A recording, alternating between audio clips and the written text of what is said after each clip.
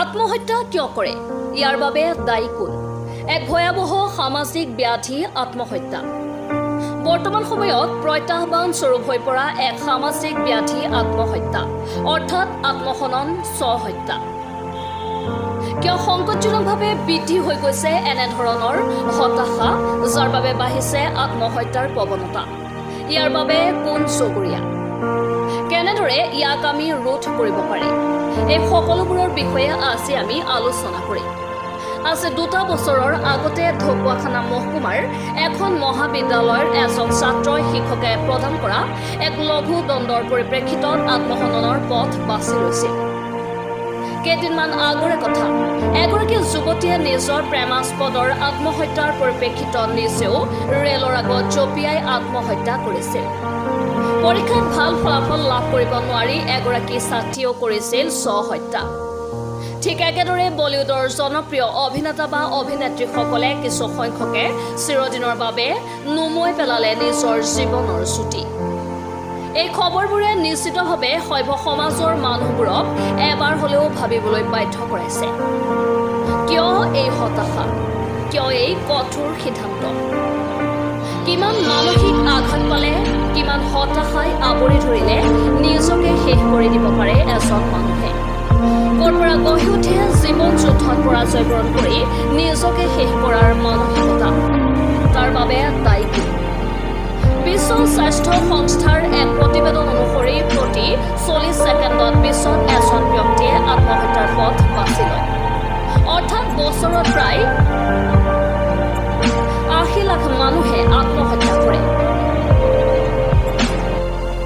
ভাৰতবৰ্ষত প্ৰতি ঘণ্টাত এজন ছাত্ৰই আত্মহত্যা কৰে। নেশ্যনেল ক্ৰাইম ৰিপৰ্ট ব্যুৰোৰ তথ্য অনুসৰি 2016 চনত 9478, 2017 বৰ্ষত 9905 জন আৰু 2018 বৰ্ষত 10159 জন ছাত্ৰই আত্মহত্যা কৰিছে। আৰু আজিৰ তাৰিখত হিচাপ উলিয়াবলৈ গ'লে কিমান সংখ্যক ওলাব ঠিক নাই। গতিকে সংকটজনকভাৱে ভাৰতত আত্মহত্যাৰ হাৰৰ প্ৰতি বছৰতে বৃদ্ধি হৈ গৈ আছে। লেঞ্চেট নামৰ সাময়িক পত্ৰিকাখনৰ এক গৱেষণাৰ তথ্য অনুসৰি মৃত্যুৰ কাৰণ হিচাপে ভাৰতত আত্মহত্যাৰ স্থান 9ম। কেৱল 2016 বৰ্ষত 2,30,314টা আত্মহত্যাৰ ঘটনা সংঘটিত হৈছে। আমি যদি লক্ষ্য কৰোঁ, 1990 চনৰ পৰা 2016 চনৰ ভিতৰত আত্মহত্যাৰ হাৰ আশংকাজনকভাৱে 41.1% বৃদ্ধি হৈছে। 1990 বৰ্ষত আত্মহত্যাৰ মৃত্যুৰ সংখ্যা আছিল 1.68 লাখ আৰু 2016 বৰ্ষত 2.30 লাখ। গতিকে ই নিশ্চিতভাৱে ভাৰতৰ বাবে এক শংকাজনক বিষয়। ইতিমধ্যে বহু বিশেষজ্ঞই দাবী কৰিছে যে ভাৰতৰ বাবে আত্মহত্যা এক জনস্বাস্থ্য সংকট আৰু অনতিপলমে ইয়াৰ ওপৰত কাৰ্যকৰী ব্যৱস্থা গ্ৰহণ কৰাটো প্ৰয়োজন। 1999 পৰা 2003 বৰ্ষৰ ভিতৰত 27,990 জন ছাত্ৰই নিজৰ জীৱন শেষ কৰি দিছে। 2004 চনৰ পৰা 2008 সময়খিনিত 28,913 জনে, 2013 চনৰ পৰা 2018 চনলৈ এই 5 বছৰত 26% বৃদ্ধি হৈছে আৰু ইয়াৰ সংখ্যা হৈ গৈ 46,554।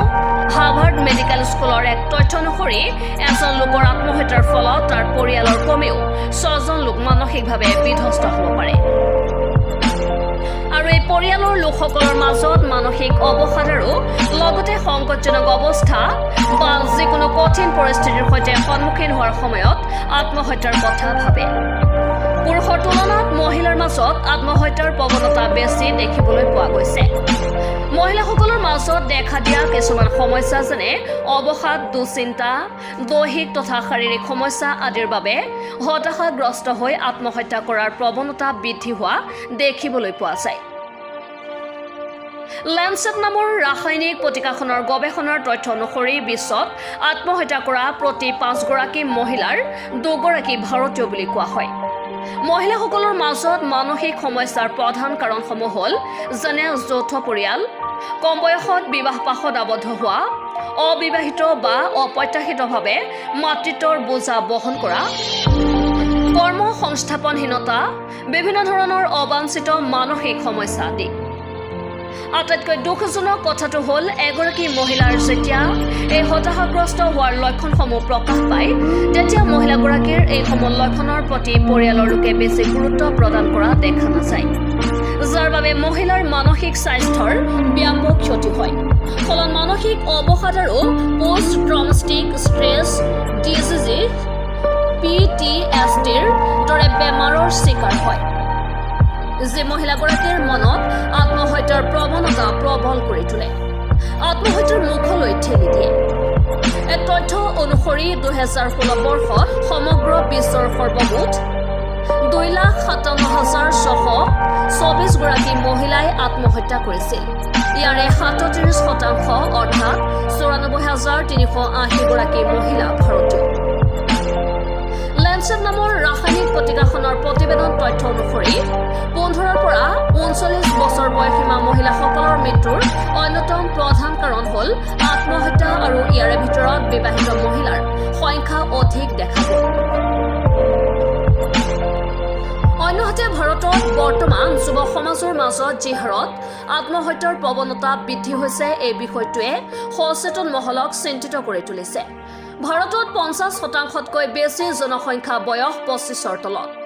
2016 বৰ্ষত মুঠ 1,54,567 জন 15 বছৰৰ পৰা 39 বছৰৰ বয়সীমা যুৱকে আত্মহত্যা কৰি নিজৰ জীৱন শেষ কৰি দিছে।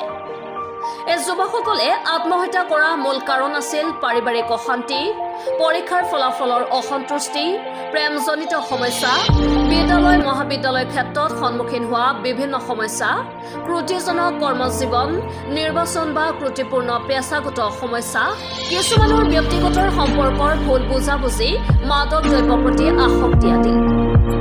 সমগ্ৰ বিশ্বৰ যিমান লোকে আত্মহত্যা কৰে তাৰে 23.4% ভাৰতীয়।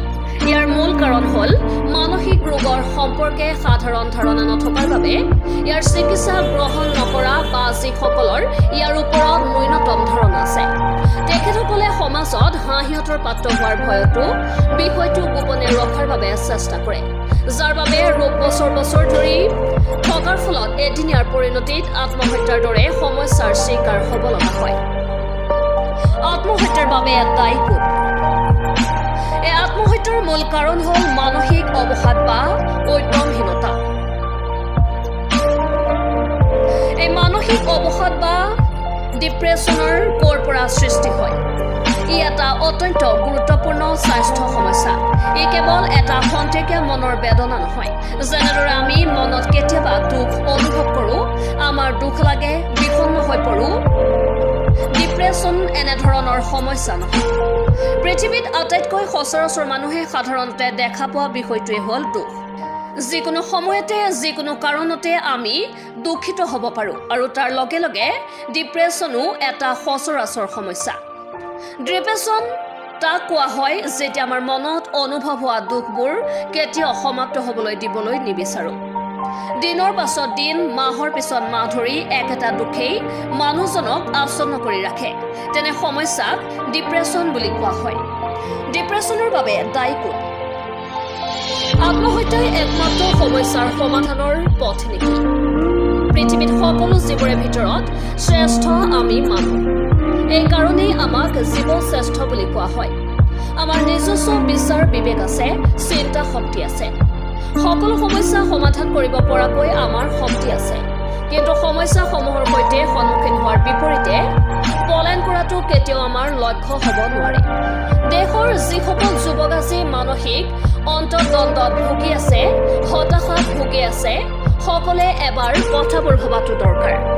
আমি বহু পুণ্যৰ ফলত মানৱ জীৱন লাভ কৰোঁ, যাক আমি মানৱ সম্পদ হিচাপে অভিহিত কৰোঁ। গতিকে আমি নিজৰ বাবে জীয়াই নাথাকি আমাৰ এজন ব্যক্তিৰ বাবে সমাজৰ 10জন ব্যক্তি উপকৃত হয়, তাতেই জীৱনৰ মাদকতা। জীৱন সুন্দৰ, জীৱন মধুময়। জীৱনৰ সকলোবোৰ দুখৰ অন্তত অহা সুখৰ অনুভূতি অনন্য। জীৱন দীঘলীয়া, কিন্তু কোনো ধৰণৰ দুখেই দীৰ্ঘস্থায়ী নহয়। বৰং বৰঞ্চ ক্ষণস্থায়ী। জীৱনলৈ যিমানেই দুৰ্যোগ নাহক কিয় সকলো খন্তেকীয়া। কেৱল আমি ধৈৰ্য আৰু সাহসেৰে এই সমস্যাবোৰৰ সন্মুখীন হ'বলৈ নিজকে প্ৰস্তুত কৰিব লাগিব। আমি যদি সকলোৰে বাবে এখন সুন্দৰ সমাজৰ বাবে এখন শক্তিশালী দেশৰ বাবে জীয়াই থাকো, তেনেহ'লে জীৱনত যিমানেই দুখ নাহক কিয়, যিমানেই পাৰ ভঙা ধুমুহা নাহক কিয়, কেতিয়াও এই ডিপ্ৰেশ্যনৰ নামৰ শত্ৰুৱে আমাক পৰাভূত কৰিব নোৱাৰে। আহক আমি সকলোৱে হাতে হাতে ধৰি এখন সুন্দৰ সমাজ, এখন শক্তিশালী দেশ নিৰ্মাণৰ বাবে আগুৱাই যাওঁ।